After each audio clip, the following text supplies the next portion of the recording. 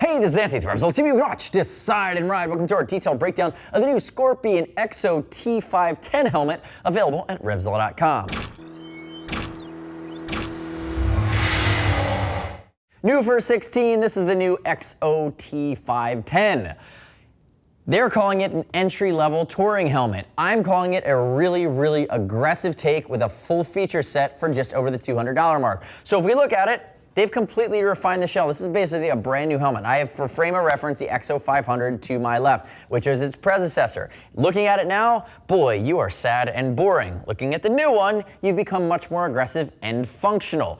Shaving some ounces off of the weight, coming in without breaking the bank over the $200 mark, better ventilation, better safety features. Again, a big leap forward with newer school Scorpion technology, and giving you a helmet that they're going to call touring, but it's very aggressive. So from my standpoint, it's touring because they give you a drop-down sun visor, increased ventilation, and because of this vent right on top now, it does a little better in the upright riding position. But in the tuck or the 3/4, and from a style standpoint, super aggressive. It's going to be the big brother to something like the EXO R410, which is stripped down, easy, and gets you to the track.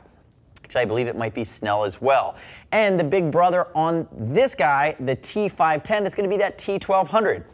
Which for another $100 is going to allow you to save a little bit of weight by going fiberglass in the fiberglass construction. Remember, this is going to be polycarb, and what you're also getting is a Quick 3 liner, which is a little bit more comfortable against the skin. This guy's Quick 2, and it's not going to be any slouch. So now that I've positioned it right, and this is my Cypher graphic. Cypher graphic's going to be another $20 over your solids.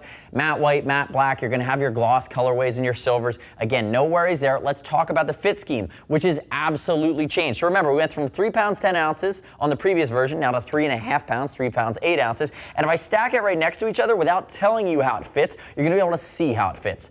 This is what I consider round oval. This is what I consider intermediate oval. What's the better fit? Intermediate oval. Now, for some of you out there that have a rounder head, the old version would have fit you better, but that's actually a much more narrow set of the riding populace. Remember, outliers are long and thin, outliers are going to be round. This guy's intermediate, a little bit longer front to back. My head shape is an intermediate oval, and I guarantee 85% of you out there are intermediate oval. For the American market, this guy's going to be the better fit. Now, I will tell you that it also has the AirFit system. So if I flip this guy over, I'm going to pull out my chin curtain really quickly. Notice, it's not a Reebok pump. Reebok, don't get mad at me that I'm talking about you.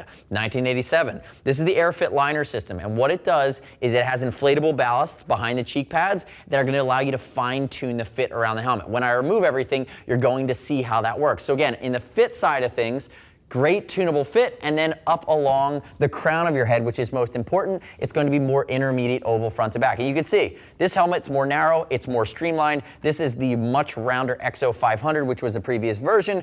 It's like grandmother's pearls. This guy might punch you in the mouth at a party if you're not looking, and that's what I like about it. It's still aggressive. Now remember, use the size chart. Keep in mind we'll ship free over $39 if you're concerned about fitment. And as always, click our logo, damn it. Subscribe to us at YouTube, RevZilla TV. Leave me your comments, your questions, your feedback on the new EXO-T510. Now, let's walk through some of the big changes here now that I've given you a breakdown. I already talked about weight. Still polycarb. I've also talked about the aerodynamic and the fit properties. Much more aggressive. You can see the lines along the shell.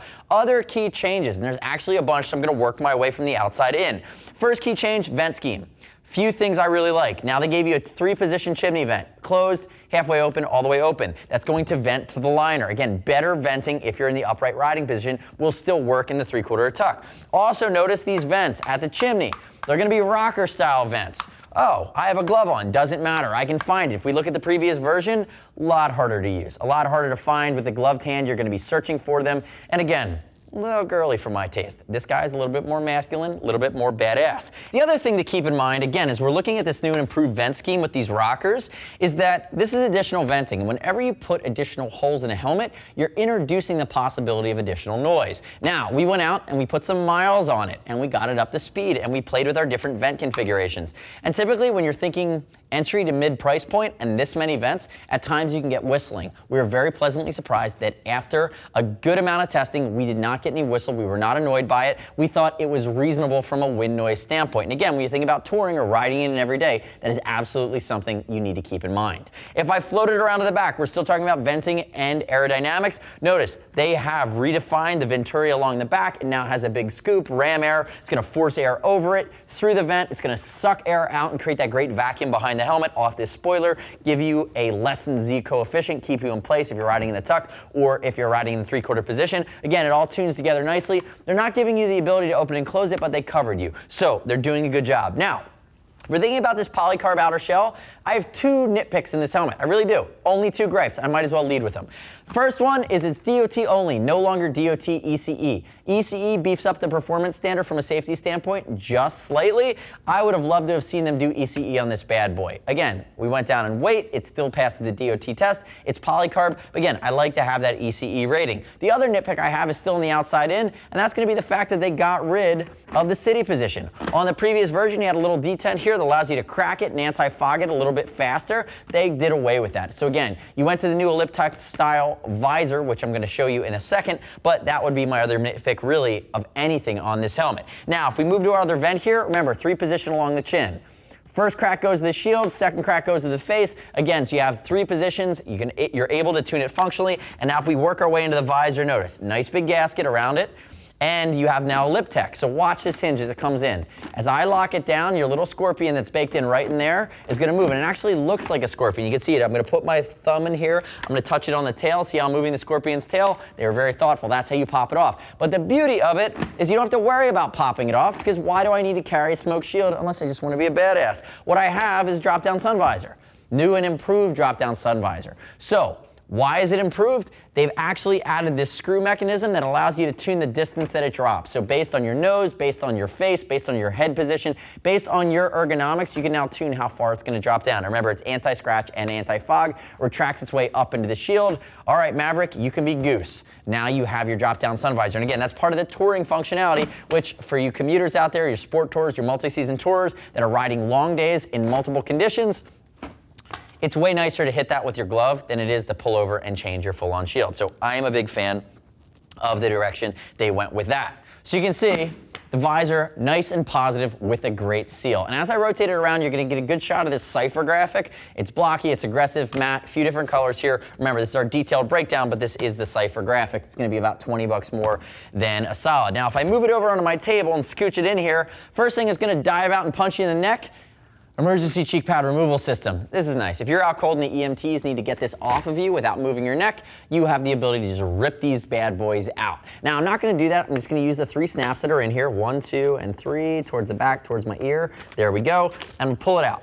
So notice, contoured, has that AirFit system living behind it. Notice there's a big cutaway, so you can use a Bluetooth unit or a comm device, and the neck roll is going to be integrated with a little bit of reflectivity. So looking at that neck roll giving you a tight seal is going to minimize wind noise, which is a nice touch. And you can see the bladder in there. Watch as I inflate it here really quickly. You can see that bladder start to get much larger. And that's really how you're tuning that fit behind the cheek pads. You can see how tightly that works. I'm going to hit the button, and that's going to deflate. So that's how that technology works. Remember your Quick Wick 2, which is not the most premium liner that we've seen from Scorpion. Quick Wick 3 in your EXO R2000 or your EXO-T510 is going to be a little bit nicer, but again, this isn't shabby. It's antimicrobial, it's wicking, it's not going to get in the way, it is washable, pulling out from back to front. That's my left side of my liner, again, soft against your face. Now, if I reach in here and I start working my comfort liner out, they did a few things really well. Pull my shield down here really quickly. The first thing you're going to notice is that it's 3D. And it's going to be laser cut, which is nice. The second thing is where this connects to the brow. Notice I'm connecting plastic here at the brow, and I want to be careful. I don't want to pull it too hard. But as I pull it out here, it's a little bit harder to get in and out, but what it allows you to do is not have any pressure points along your forehead. So because it's connecting helmet to helmet, you're eliminating any snaps or pressure points that would normally be in this forehead area. Notice, big cutaways, big 3D design. It's going to be comforting and cushioning in different areas of density and different areas that might create pressure points within the helmet. It's fully washable, it's vented. You can pull it out and be done with it, but it comes out in one piece. Now, if we look at the interior guts of the helmet, this is where I like that they've gone as well. The last time I saw somebody go this aggressive on their interior EPS design from a ventilation standpoint was Shark with their big cutaways. And they actually do the grooves even a little deeper. I think they call it the shark fin mechanism. But again, notice the EPS, big 10mm vent holes that are going to promote airflow along the mohawk of the helmet, down along the back, and out of the helmet itself. So remember, complete overhaul from the inside out. You're still polycarb, you're still entry level, but they've thrown the kitchen sink at it. For just over the $200 mark, you're getting a helmet that's very sporty and aggressive, but allows you to go multifunctionally into commuting, sport touring, multi-season touring, and it's very much a departure over what we saw last time, which was a helmet that did a great job, but was the technology of the previous day. This is much more the technology of the current day, if not a bit of a leap forward for just around the $200 mark from Scorpion. So the next step in your journey is to click the info button on your screen or on your desktop. Visit RevZilla.com, read other rider reviews about the new Scorpion EXO-T510 Helmet at RevZilla.com. You shouldn't just take my word for it. As always, we'll ship for free over 39 bucks. And if you want to talk to a gear geek, see us at RevZilla.com or 877-792-9455. Thanks for watching our detailed breakdown. Remember, subscribe to me on the YouTubes. I'm Anthony. We'll see you next time.